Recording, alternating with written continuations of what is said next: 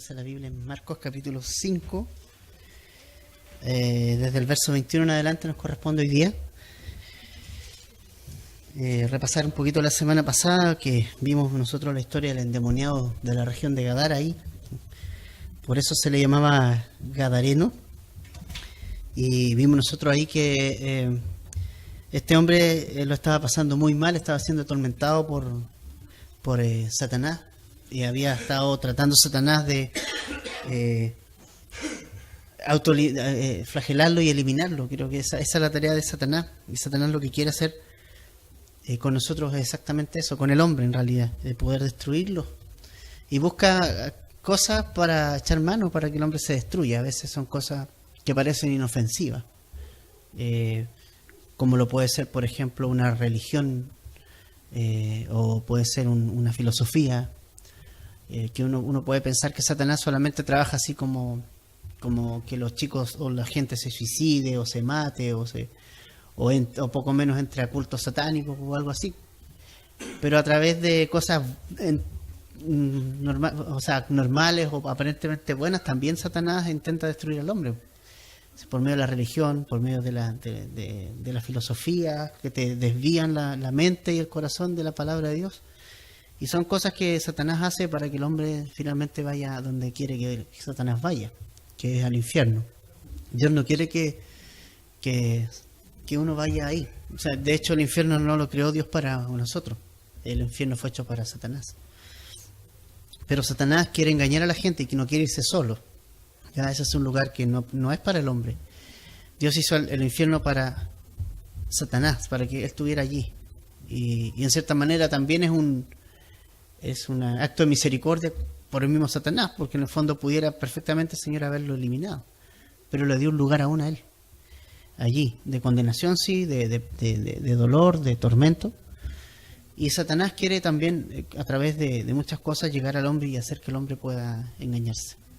Y era lo que estaba haciendo con esta persona. Lo tenía poseído a través de una gran cantidad de demonios. Ahí se nos describe que era una legión. También dijimos que no sabemos si en realidad era tan así, porque 6.000 demonios dentro de la vida de una persona en realidad es para que la persona se muera, pero es lo que describe la Escritura.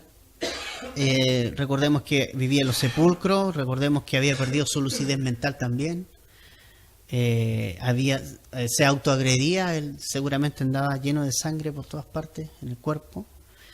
Y es lo que Satanás hace, por lo que dice Juan 10:10, que Satanás no vino sino para hurtar, matar y destruir. Pero Jesucristo, ¿cierto? Allí nosotros vemos que tuvo misericordia de este hombre, y por su misericordia Él lo liberó, por su poder, con su misericordia. Y este hombre, ¿cierto? A pesar de que quería seguirlo, Jesucristo le dio un ministerio a él, que es el ministerio de poder ir a su familia, a su gente y a su región, y compartir las cosas que Jesucristo había hecho con él. En cierta manera, ese es el llamado que todos nosotros tenemos, que es a hablar de lo que hemos recibido de Jesús, hablar de la misericordia que ha tenido con nosotros y compartirla en nuestra región. Fíjense ustedes que este hombre se nos describe allí en el verso 20 que comenzó a publicar en Decápolis cuán grandes cosas había hecho Jesús con él. Él no fue publicando de qué bueno era él, no fue publicar acerca de sí mismo, sino que publicaba de lo que Jesús había hecho en su vida. Y eso también nosotros lo tenemos que tener en cuenta. Jesús ha hecho algo en nosotros, nosotros publicamos no lo de nosotros, no lo que nosotros somos, publicamos lo que Jesús ha hecho en nuestra vida, porque no somos nosotros los que hemos hecho nada. ¿Ya? Entonces vimos a este hombre que cumplió su ministerio, cumplió de buena manera su ministerio. Y en el verso 21 en adelante, nosotros hoy día vamos a seguir porque la historia continúa. Y eso es lo que me gusta de Marcos y me gusta del Evangelio, porque vemos una historia tras otra, es como la vida de Jesús constantemente mostrando lo que él hacía, mostrándonos su intimidad, viendo dónde él iba, dónde caminaba, viendo sus historias que son muy hermosas. Así que vamos a ver desde el 21 hoy día en adelante. El título del estudio de hoy es 2 ejemplos de fe, porque vamos a ver si podemos ver los 2 ejemplos en realidad, porque por el tiempo voy a poner mi reloj, ¿no? Para que podamos aprovechar al máximo el tiempo. Vamos a leer el versículo 21. Dice así: Pasando otra vez Jesús en una barca a la otra orilla, se reunió alrededor de él una gran multitud, y él estaba junto al mar.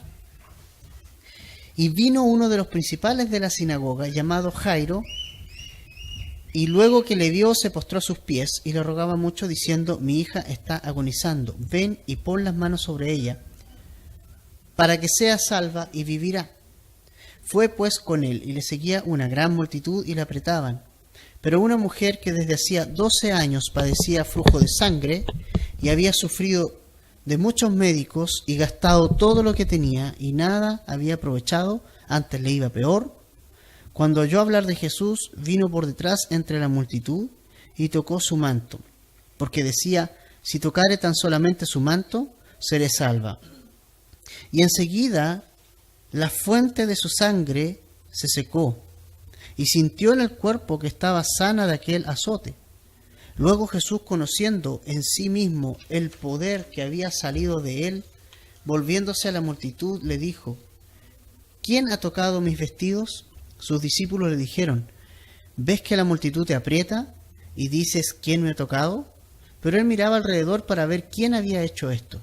Entonces la mujer, temiendo y temblando, sabiendo lo que en ella había sido hecho, vino y se postró delante de él y le dijo toda la verdad. Y él le dijo: hija, tu fe te ha hecho salva. Ve en paz y queda sana de tu azote. Mientras él aún hablaba, vinieron de casa del principal de la sinagoga, diciendo: tu hija ha muerto. ¿Para qué molestas más al maestro? Pero Jesús, luego que oyó lo que se decía, dijo al principal de la sinagoga: no temas, cree solamente. Y no permitió que le siguiese nadie, sino Pedro, Jacobo y Juan, hermano de Jacobo. Y vino a casa del principal de la sinagoga, y vio el alboroto y a los que lloraban y lamentaban mucho. Y entrando les dijo: ¿por qué alborotáis y lloráis? La niña no está muerta, sino duerme. Y se burlaban de él. Mas él, echando fuera a todos, tomó al padre y a la madre de la niña y a los que estaban con él, y entró donde estaba la niña. Y tomando la mano de la niña, le dijo: Talita cumi, que traducido es: niña, a ti te digo, levántate. Y luego la niña se levantó y andaba, pues tenía 12 años. Y se espantaron grandemente. Pero él les mandó mucho que nadie lo supiese, y dijo que se le diese de comer.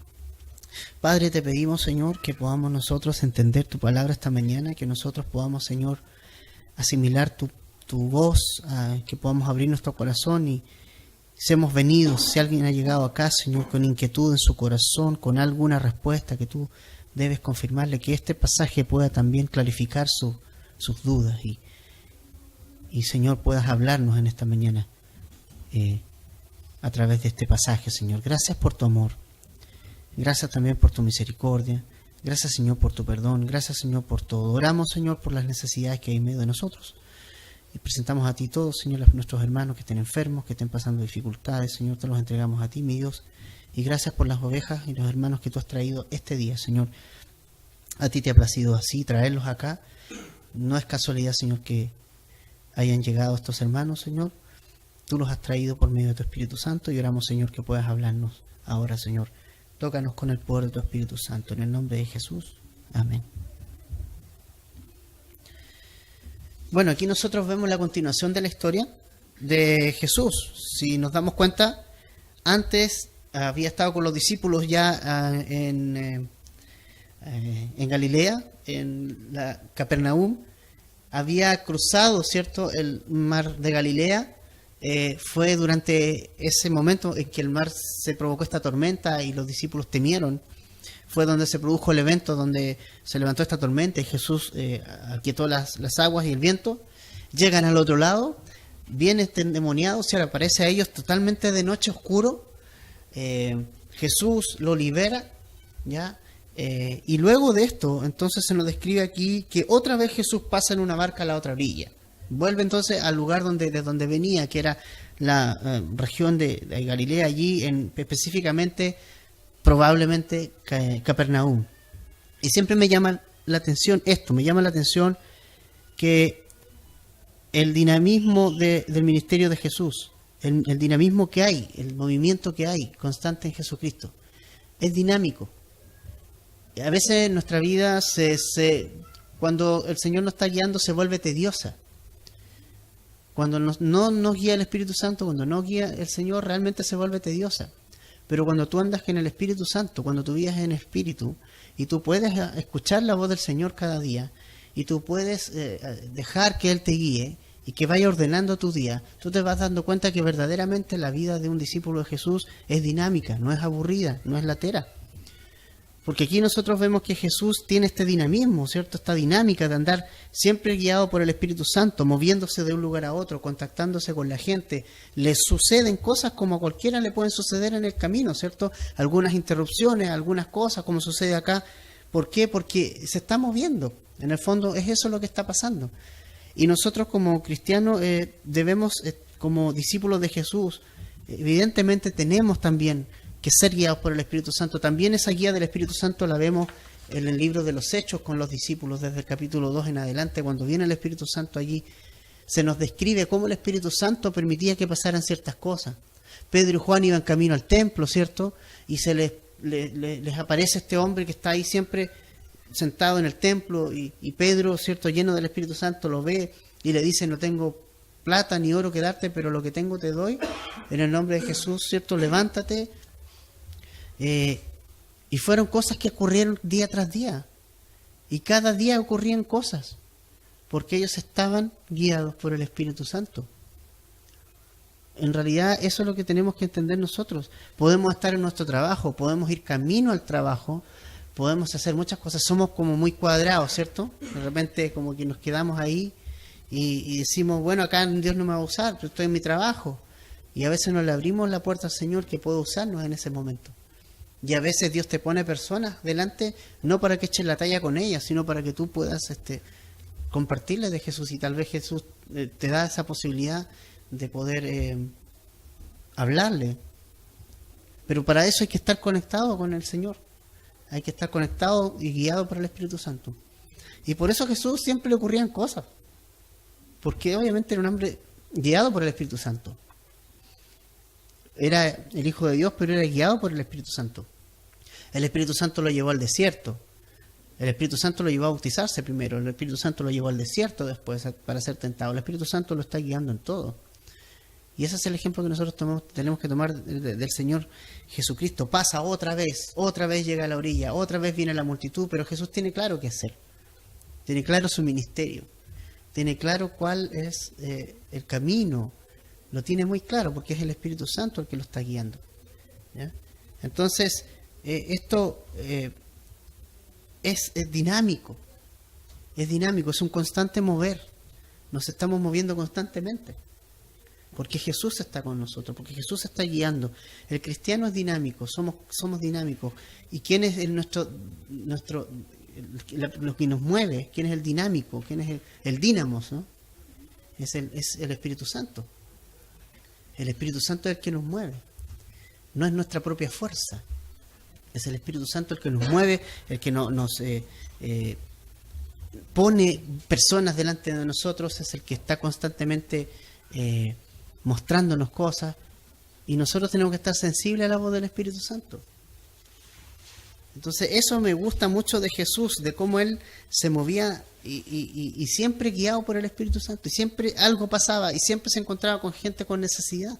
Hoy día pasa exactamente lo mismo. Nosotros a veces cerramos los ojos ante la necesidad que tenemos, de que tiene la gente de Jesús.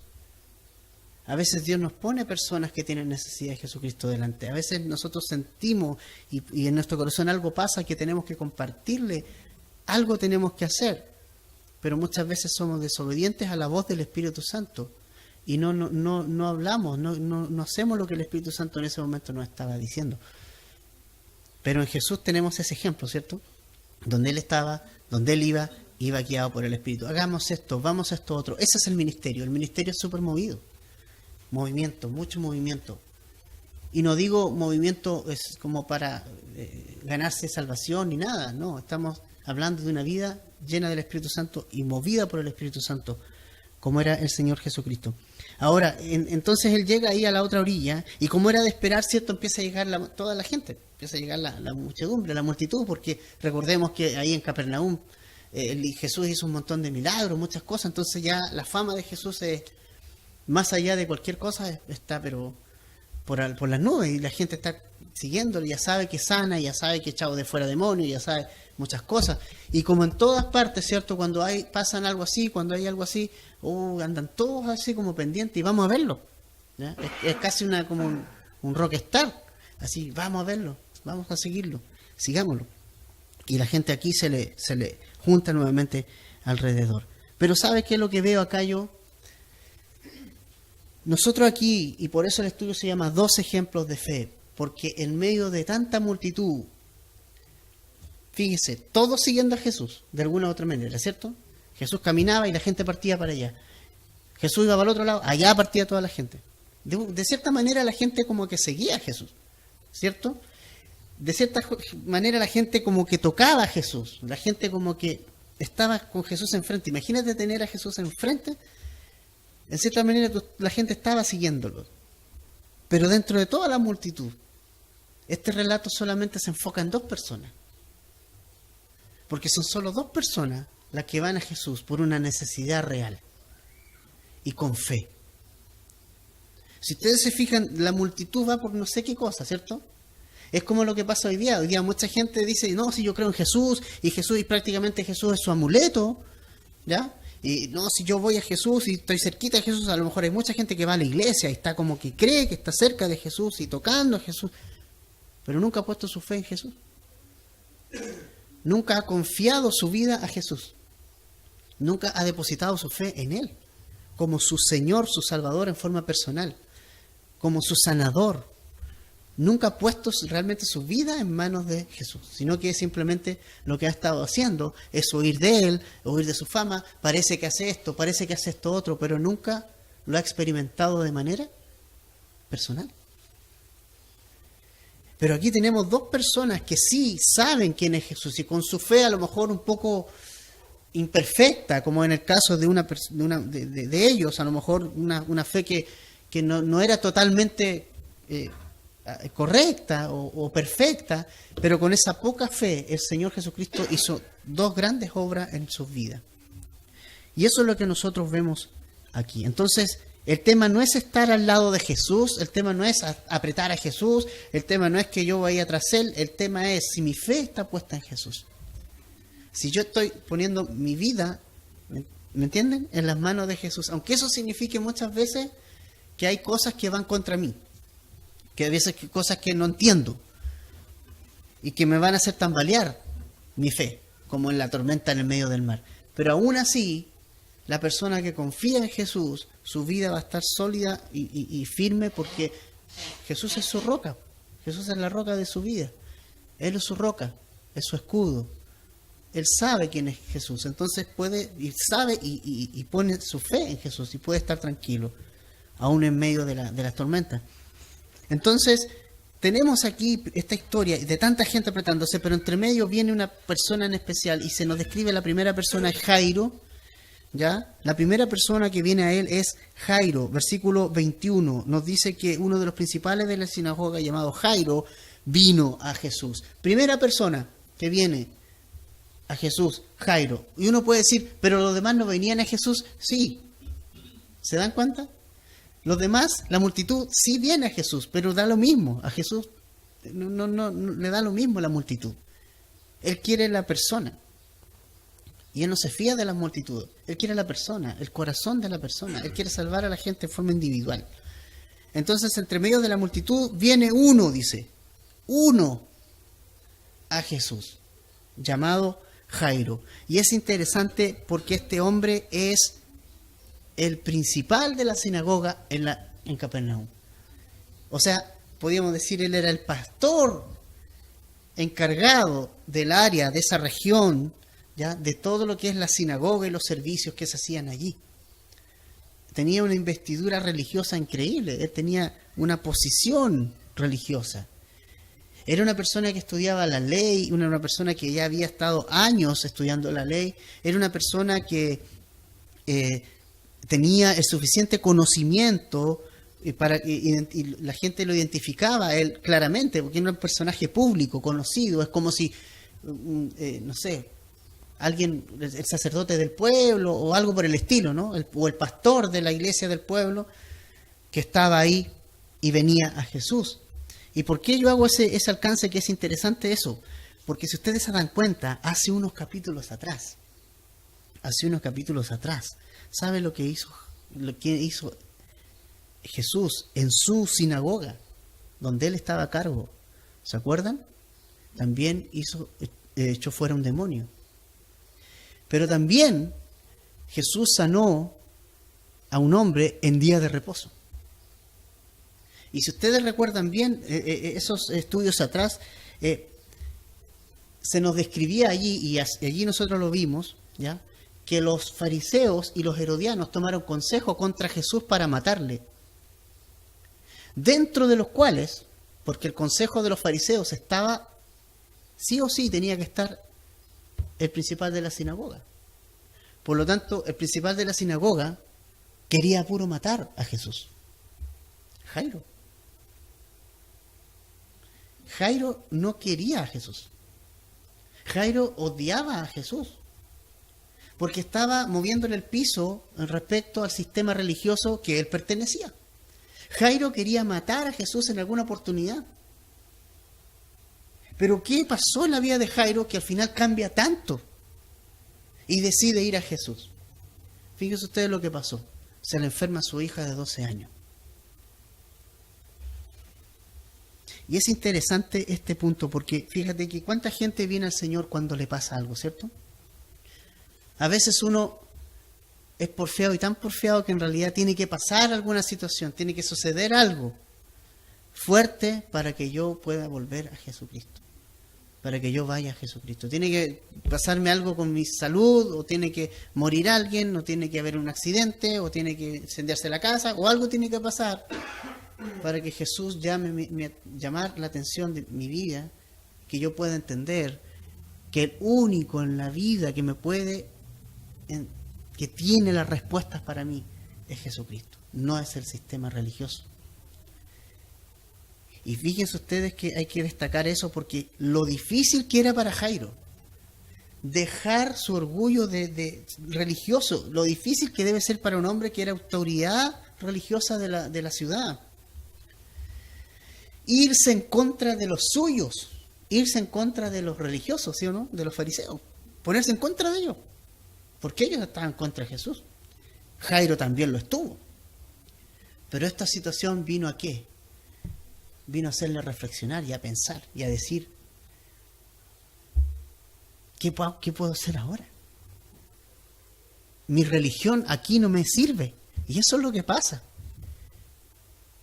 La gente que va a morir, y es triste, yo he visto gente morir con su rosario aquí y con miedo, porque saben que su religión no puede hacer nada por él.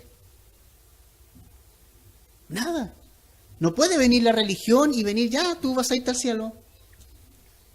Ese es el temor que provoca la muerte, la vida de una persona que no ha puesto su fe en Jesús, porque Jesús claramente nos dijo que si creíamos en Él, ¿cierto?, nosotros hemos pasado de muerte a vida. Y que en Él está la resurrección, que Él es la resurrección y la vida. Que el que cree en Él, aunque esté muerto, va a vivir. Y esa es la confianza, que aunque a lo mejor cuando se nos enfrenta a la muerte, igual viene una especie de temor, creo yo, ¿no? Yo no he pasado, obviamente no he estado nunca en el umbral de la muerte, pero debe venir algún temor, pero uno se queda con las palabras de Jesús siempre. Y la palabra de Dios disipa el temor. Voy a estar con Jesús. Y yo he tenido la bendición de ver a mi papá en el umbral de la muerte y ver su alegría, su gozo, aún enfermo. De mi mamá exactamente lo mismo hace unos días antes de fallecer. Y de mucha gente que yo he visto, pero el Señor ha puesto la paz en sus vidas antes de irse de su presencia. Y eso te da la tranquilidad. Pero la religión, ¿qué puede hacer? Dime tú. ¿Qué podía hacer la religión con Jairo? ¿Qué podía hacer los fariseos? ¿Qué podían hacer? No tenían el poder, porque la religión no tiene ningún poder. No tiene poder la religión, en la religión no hay ningún poder. Los evangélicos, los católicos no tienen ningún poder. Pero Jesús sí tiene poder. Y Jairo está consciente de que este es un momento en que nadie más puede hacer algo. Ni su religión le fue inútil. y se fue a donde Jesús. Y yo quiero notar que Jairo se da cuenta de esta situación extrema y reconoce que el único que puede hacer algo es Jesús. Y ahí es donde mucha gente no lo reconoce y su orgullo se queda con su orgullo y no va a Jesús. Pero este hombre rompió su orgullo. Y mira la secuencia que dice la Escritura que hizo. En el 21 dice que primero vino a Jesús. ¿Ya? Hubo una acción. Es como el hijo pródigo. ¿Se acuerdan del hijo pródigo cuando andaba lejos? Dijo, me levantaré, ¿cierto? Iré a mi padre, le diré. O sea, voy a hacer algo. No solamente pensé que estoy mal, no solamente pensé que necesito de Jesús, no solamente pensé que necesito volver a mi padre, sino que además lo hizo. La acción. Porque la fe es así. La fe te lleva a accionar. La fe te lleva a accionar. La fe sin obra es muerta, dice Santiago. Y eso significa que si yo verdaderamente mi fe es genuina, mi vida va a moverse por fe. Y eso es lo que hace Jairo. Vino. Lo segundo, se postra a sus pies. Mira la secuencia. Viene a Jesús, se postra a sus pies. ¿Qué significa eso? Que él está reconociendo en Jesús la autoridad. Él está reconociendo su pequeñez y está reconociendo que Jesús es autoridad en su vida. Y con todo lo que le costó. Imagínate que hace unos tiempos atrás quería matar a Jesús. Andaba planificando matarlo con los demás. Y ahora lo vemos postrado. Ahora lo vemos humillado. Por eso que yo siempre digo, hay que orar por la gente que no conoce al Señor, aunque es la más dura, da lo mismo. Jesús en un rato, pum, lo da vuelta. 30 segundos, un segundo, pum, se vuelta el corazón. Jesús lo puede hacer, nosotros no, pero Jesús sí. Y por eso tenemos que orar por nuestros familiares, amigos, personas que no son creyentes y personas que a lo mejor no puede decir, este jamás va a ser cristiano. Jesús lo puede dar vuelta. Y Dios va a usar algunas situaciones como esta. Y viene entonces Jairo, se postra delante de Jesucristo. Y lo cuarto, puso su fe en él. Confiaba en Jesús porque le dijo allí y le rogaba mucho diciendo, mi hija está agonizando. Verso 23.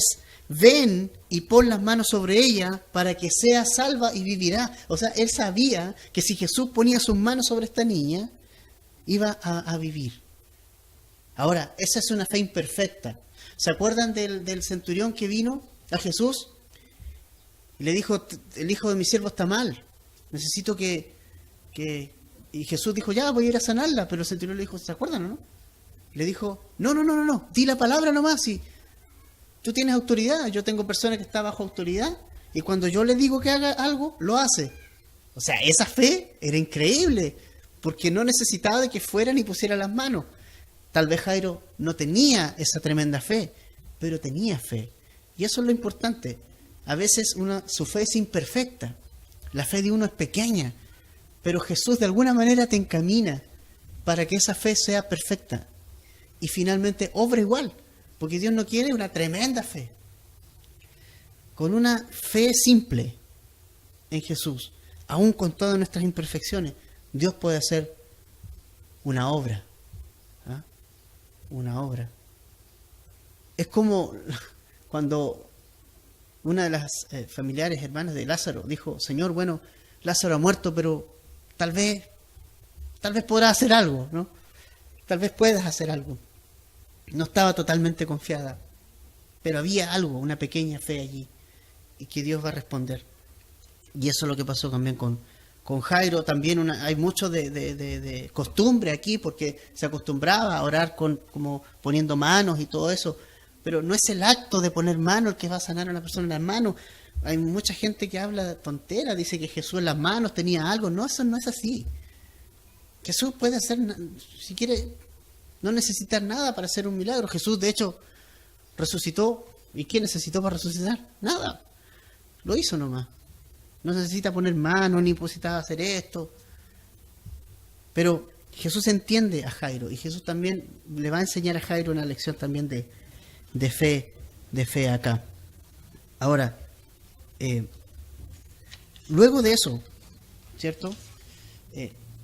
Lo que a mí me impacta de Jesús, y por eso Jesús es tan bacán, porque cuando Jairo en el verso 23 le pide que vaya a su casa y que ponga las manos sobre ella, Jesús no le dijo, oye, pero no me querías matar, pero no te acordás que tú me querías matar, no te acordás que tú estabas ahí dentro del consejo que me andabas buscando para matarme, ¿qué te pasa ahora?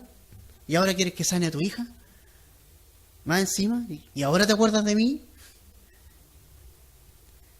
¿Ya?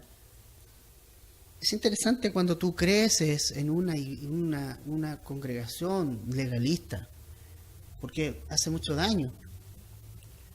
¿Qué hizo Jesús acá? ¿Hubo alguna reprensión para Jairo? Le dijo Jairo, ¿pero por qué? ¿Para qué venía a mí si tú me querías matar? ¿Para qué vienes a mí? Le enrostró sus pecados tal vez, le dijo, mira lo que hiciste, ahora vienes a mí. ¿Qué hizo Jesús? Jesús lo recibió. No solamente lo recibió, sino que dice el verso 24 que fue con él. O sea, lo que él le pidió, Jesús lo hizo. Iba con él y partió con él. ¿Se dan cuenta? Y no le dijo, oye, pero ¿por qué hiciste esto? ¿Por qué ahora? ¿Por qué ahora te pusiste así? ¿Por qué ahora me buscáis? ¿Por qué antes no lo hiciste? No dijo así Jesús. Jesús le dijo, ok, voy a ir. Voy a ir. No es grandioso eso que tú hayas fallado a Dios, a Jesús. Que vayas a Jesús y en lugar de encontrarte con un garrote, ¿cierto? Te encuentres con una mano que te abraza y que te dice, voy a ir, yo voy contigo. Es eso de Jesús que cautiva el corazón, ¿no? ¿Cierto? Eso es lo que cautiva nuestra vida de lo que Jesús hace. Eso es lo que cautiva nuestro corazón. Su infinita misericordia.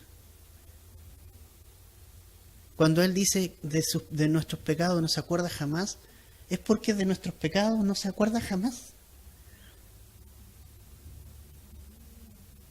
Romanos dice que cuando éramos mundanos, Jesús tuvo misericordia de nosotros. ¿Cuánto más ahora que somos sus hijos? Entonces el amor de Jesús es grandioso. Y Jesús no estaba esperando a Jairo aquí decir, ahora vienes a mí, ahora después que me querías matar allá, cuando estuve en tu sinagoga y cuando sané a este hombre en el día de reposo y tú me criticabas y ahora vienes a mí. Bueno, esa es la idea. Ir a Jesús y reconocer nuestro error. El hecho de que Jairo fuera y se postrara estaba diciendo, ¿sabes, Jesús? Reconozco que tú tienes autoridad, reconozco que tú sí eres un hombre de Dios. No sabemos qué pasó con la vida de Jairo después. Sin duda alguna, movió mucho su vida esto. No todos los fariseos fueron malvados, no todos los fariseos fueron iguales. Hubo muchos que fueron hombres que siguieron a Jesús, incluso en secreto por temor a represalia, ¿no? Nicodemo, ese príncipe de los fariseos que vino de noche a Jesús. José de Arimatea, Jairo, hombres que vieron a Jesús, hombres que siguieron a Jesús y que vieron en él el Hijo de Dios y lo vieron claramente.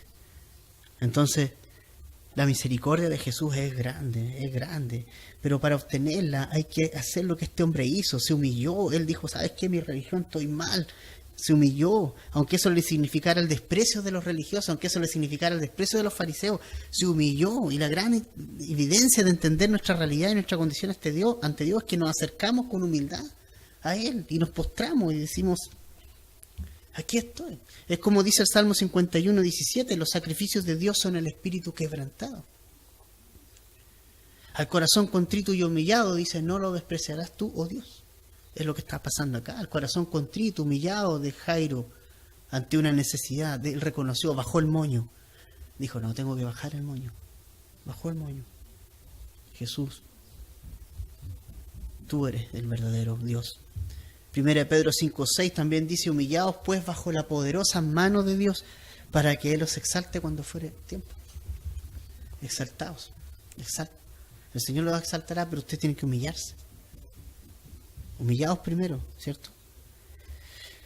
Entonces Jairo dejó todo, Jairo dejó su orgullo, dejó su religión, dejó todo y se postró al Señor y dijo, reconoce que solamente Él podía hacer algo y puso su fe en Jesús. No quedó simplemente ahí, puso su fe en que Él podía hacer algo. Y Jesús lo acompaña. Pero la fe de Jairo va a tener una prueba. ¿Cuál es esa prueba? Otra mujer se atraviesa en el camino de Jesús y lo hace demorar. Lo hace demorar, ¿verdad? Uno puede pensar, y si yo hubiera sido Jairo, pero ya, Señor, pero vamos rápido, si tenemos que llegar, a lo mejor mi hija puede hasta morir de lo que tiene. No sabemos, los viajes, recordemos, eran más largos, tenían que caminar largas distancias, pero entre medio viene esta mujer. La fe de Jairo iba a ser probada. ¿Qué tanto creía verdaderamente que Jesús podía hacer algo? A veces nosotros tenemos que ser pacientes. La fe tiene que ser, es paciencia también, para esperar. Uno tiene que esperar en fe y esperar lo que Dios quiere hacer, pero uno tiene que tener paciencia a ver qué es lo que Dios quiere hacer. Esa es la gran lección que el Señor nos ha dado durante este tiempo también como iglesia. Señor, damos gracias por la obra que está haciendo acá, por las personas que han llegado, todo. Y nos seguimos encontrando con gente, pero hay que tener paciencia, poner nuestra fe en el Señor. Él va a hacer la obra. Y la fe de Jairo va a ser probada. Y aparece una mujer ahora. Y esta mujer es diferente a Jairo, porque no es ni principal de ninguna parte, no se le conoce el nombre.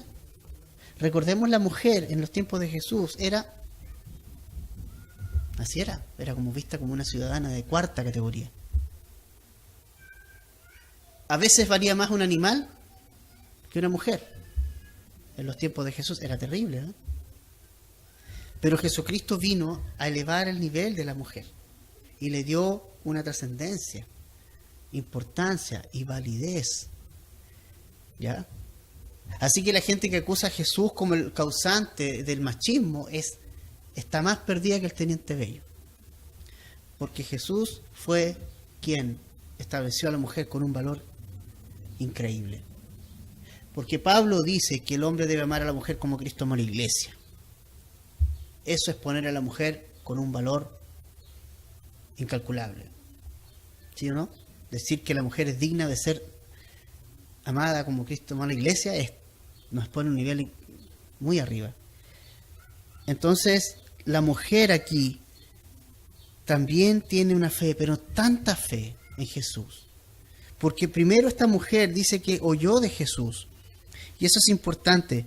Dice que esta mujer había oído de Jesús en el verso 27. Dice que cuando oyó hablar de Jesús, vino por detrás entre la multitud. Cuando oyó hablar de Jesús. ¿Se dan cuenta que es importante hablar de Jesús? Si esta mujer no hubiera escuchado de Jesús, jamás hubiera llegado allí. Pero es importante que la gente escuche a Jesús para que llegue a Jesús, ¿cierto? ¿Cómo la gente va a seguir a Dios si no ha escuchado de Dios? ¿Cómo la gente va a entender de Jesús si no ha escuchado de Jesús? Por eso es importante hablar de Jesús. Porque hablando de Jesús la gente puede llegar a Jesucristo. Y esta mujer viene oyendo de Jesús, sin duda alguna, oye de Jesús y tiene un acto de fe increíble, porque era una mujer que tenía hace 12 años, le llegaba una menstruación que no cortaba nunca, todos los días de su vida. Bueno, nosotros no sabemos lo que es eso. Gracias, Señor. Pero una mujer entiende, o sea, todos los días, por 12 años, hasta aquí, ¿no? Seguramente tenía otros males asociados, por eso pasaba esto, ¿no? Tenía algo, tal vez asociado, tenía anemia, porque una persona que pierde mucha sangre, ¿cierto?, puede tener anemia también.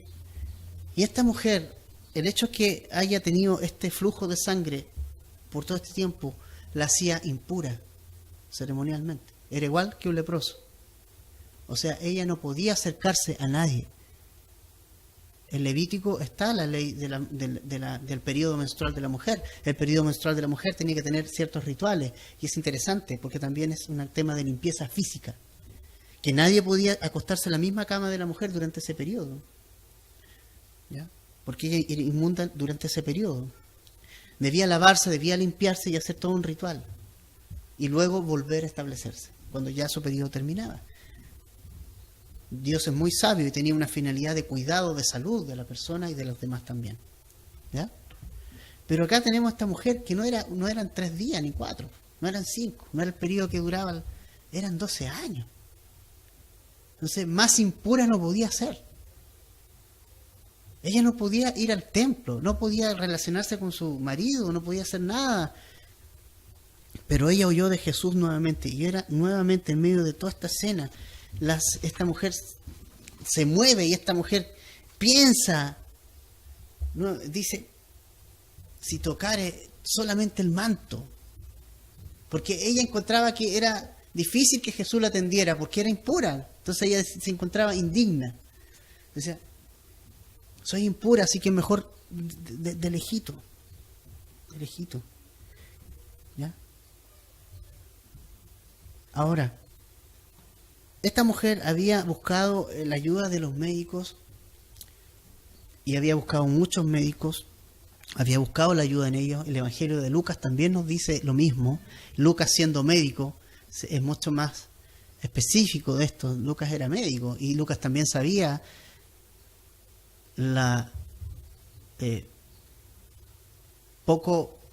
cobros poco honestos de los médicos. Parece que siempre ha sido igual, ¿no?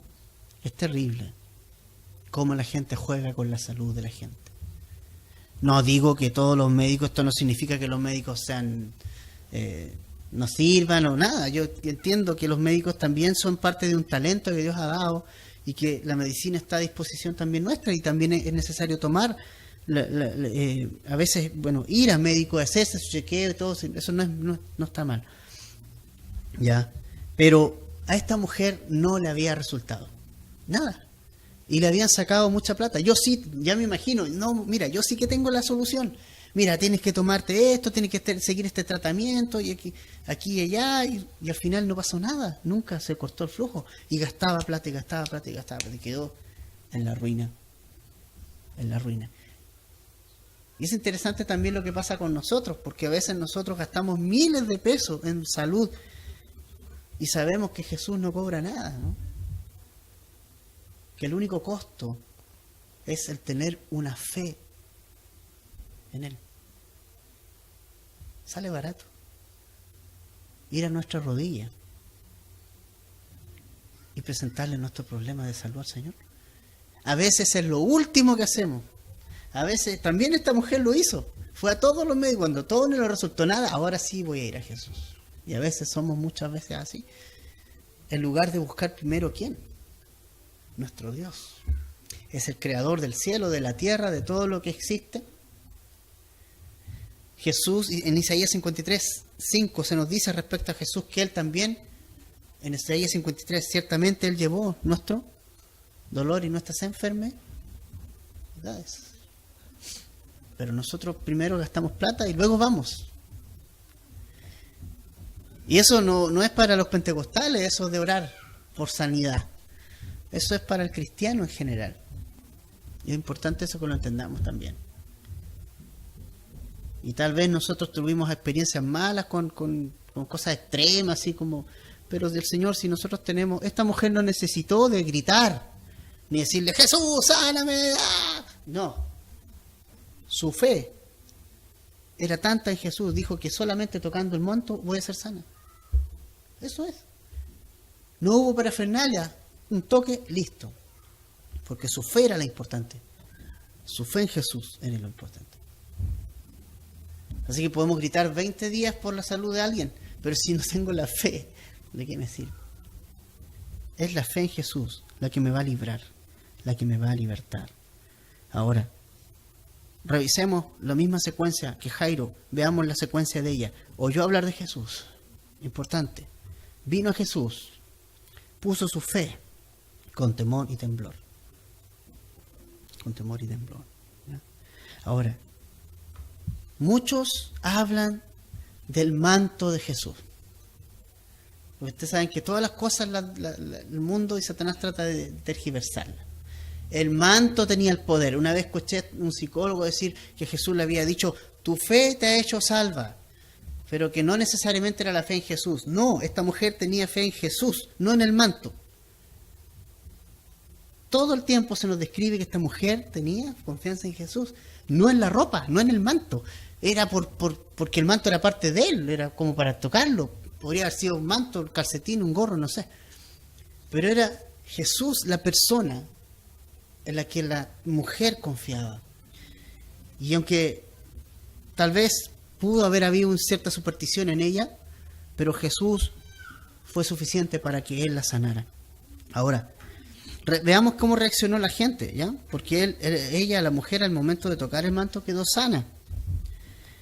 La gente, bueno, Jesús dijo, ¿quién me ha tocado? En el verso 31, ¿cierto? Y era una pregunta media tonta, porque en realidad, para los discípulos, porque toda la gente lo estaba tocando, ¿sí o no? Toda la gente lo estaba apretando, toda la gente estaba tocando a Jesús. ¿Y cómo dices tú, quién te ha tocado? Si todos te están tocando. ¿Ya?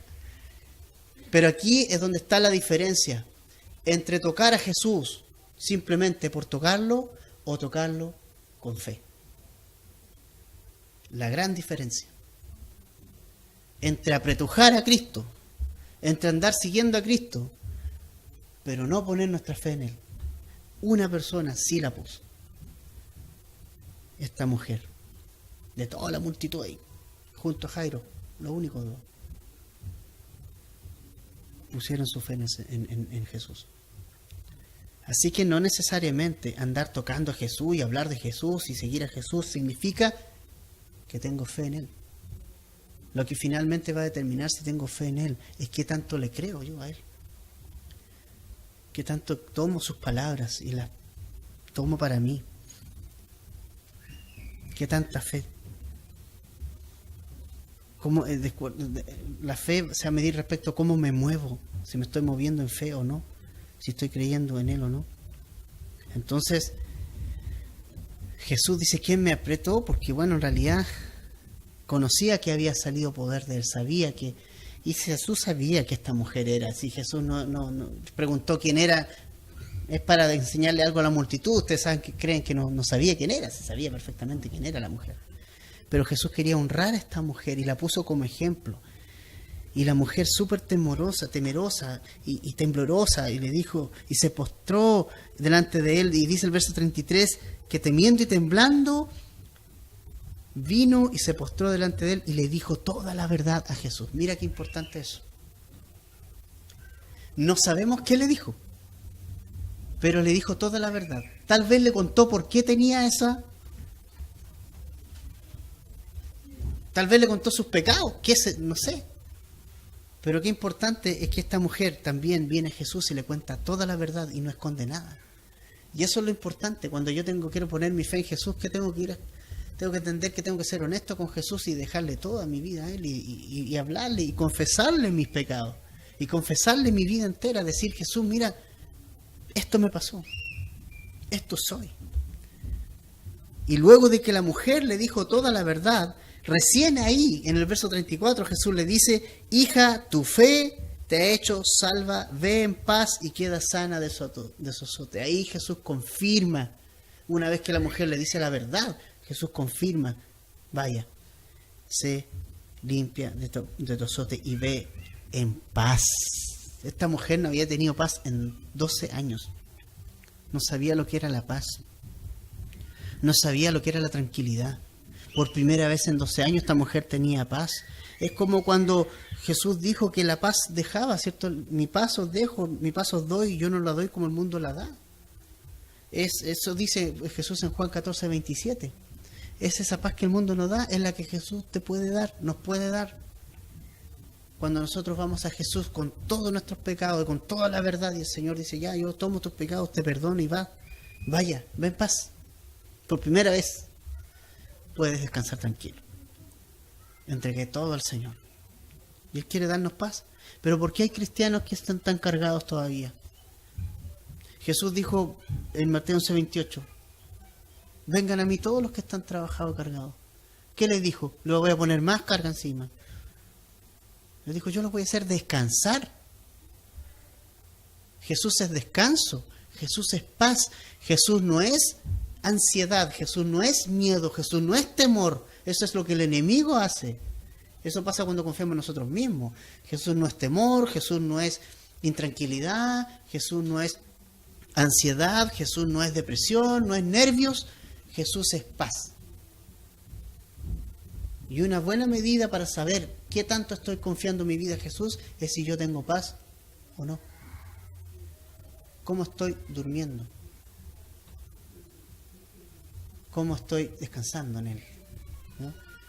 Si estoy estresado o no estoy estresado. Jesús no quiere eso. Que cansado sí, si hasta Jesús se cansó, pues. Si Jesús era hombre, pues se cansó. ¿Te acuerdas que se quedó dormido en el barco? Y obviamente estaba recansado. Puso su cabeza en cualquier palo y se puso a dormir.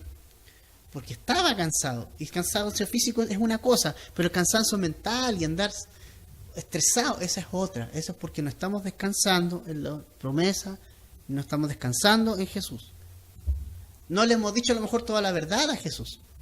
Dígale toda la verdad. Enciérrate en tu casa, dile toda la verdad. Jesús, me pasa esto, y descansa, y entrégale tu carga, y luego descansa, y Jesús te dice, vaya en paz. Ve en paz. Mujer, 12 años sin paz, por primera vez tiene paz en su vida. Y bueno, Jairo, volvamos a Jairo, apreció toda esta imagen ahí. Y ya me imagino el pobre Jairo, oye, ¿a qué hora llegamos? Pues si ya mi hija, pero ¿sabes qué? Tuvo la paciencia. El Señor Jesucristo trabaja en el corazón. Y además, al ver Jairo esa acción de Jesús, tal vez su fe se acrecienta más. Porque vio que Jesús verdaderamente tiene autoridad. Entonces, cuando llegan a la casa finalmente, ¿cierto? Allí en el verso 35, desgraciadamente le dicen a Jairo, tu hija ha muerto, ¿para qué molesta más al maestro? Pero Jesús, mira qué interesante, cuando viene la duda al corazón, Jesús nos habla. ¿Sí o no? Cuando a veces hay duda en el corazón, de repente abrimos la palabra y Jesús nos habla. Y eso es lo que pasa acá. Viene el enemigo y empieza a hacer dudar a Jairo. Dice, no, tu hija está muerta, no moleste más al maestro. Pero Jesús viene y le dice, no, le dice Señor, no temas, cree solamente. Entonces Satanás a veces envía gente y dice, oye, no, si para qué seguir en esto. No sigas estudiando la palabra, no sigas de cristiano, no creas si ya no va a pasar nada. Pero tú abres la escritura y Jesús te habla y dice, no creas, no temas, cree solamente. ¿Qué tengo que hacer yo? Creer simplemente. ¿Y a quién le voy a creer? ¿A lo que me dice la gente? ¿A las circunstancias? Tengo que creerle a la escritura. Le creo a la palabra de Jesucristo. Creo a Jesucristo, creo en su palabra. Y en él yo tengo que poner mi confianza. Jesús me quiere hablar en esos momentos de duda y me dice aquí, no, calma, tranquilo. La situación está peor, a lo mejor, pero cree. Cree. Solamente tienes que creer. No hay nada peor, nada malo. Para Jesús no hay nada imposible. Aún la muerte es posible. Fue posible vencerla para Jesús. Así que tiene poder sobre todo. Y no permitió, dice, que le siguiese nadie, sino Pedro, Jacobo y Juan su hermano. Y vino a la casa del principal de la sinagoga, verso 38, y vio el alboroto, y a los que lloraban y a los que lamentaban mucho. En este tiempo se contrataba gente para llorar. Habían personas que contrataban para llorar, porque la persona que era bien llorada era porque era como bien querida. Entonces algunas personas eran contratadas para ir a llorar. Y entrando les dijo, verso 39, ¿por qué alborotáis y lloráis? La niña no está muerta, sino duerme. Y se burlaban de él, más él echando fuera a todos, porque Jesús no le carga el show. Chao todos nomás, todos los que estaban ahí llorando, los que estaban ahí, fuera. Porque Jesús no quiere espectáculos. Eso igual lo tenemos que tener en cuenta. Como estos tipos que andan ofreciendo sanidad y dice, venga a tener sanidad y el show, vengan aquí, pues vengan. Jesús, todo lo contrario, en vez de llamar a la multitud, la echó. ¿Y a quién llamó? Solamente a sus padres. Solamente a sus padres. ¿Ya? Solamente a sus padres. Dice allí en el verso 40, tomó al padre y al madre a la niña, los que estaban con él, los discípulos que estaban con él, ¿cierto? Entonces eran re pocos. Y tomando la mano de la niña, le dijo Talita Cumi, que traducido es, niña, a ti te digo, levántate. Y luego la niña se levantó y andaba porque tenía 12 años y se espantaron grandemente, pero él les mandó mucho que nadie lo supiese y que se le diese de comer. Conforme a la fe de Jairo fue hecho. A la fe en Jesús. ¿Qué dijo Jairo al principio? Anda, pone las manos sobre ellas para que se sane. Murió, pero aún así se cumplió lo que Jairo había pedido. La hija se levantó sana y se levantó de la muerte. Jesús es la resurrección y la vida. En Él está todo el poder. Entonces, Jairo tuvo paciencia para esperar a Jesús, aún en medio de esta situación que se produce con la mujer. La mujer tuvo la paciencia de ir y meterse entre la multitud y tocar a Jesús. La prueba produce paciencia y la paciencia produce fe. La fe va a ser probada, sin duda alguna, si es genuina o no. Pero esta pequeña fe que tenían estas personas fue suficiente para que Jesús hiciera algo. Termino con esto.